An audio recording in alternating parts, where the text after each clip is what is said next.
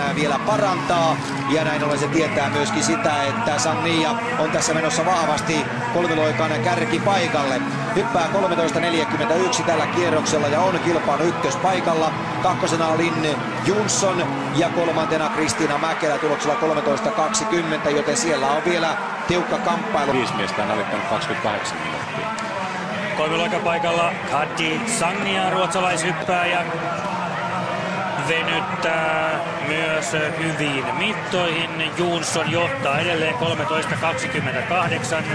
suomalaisista.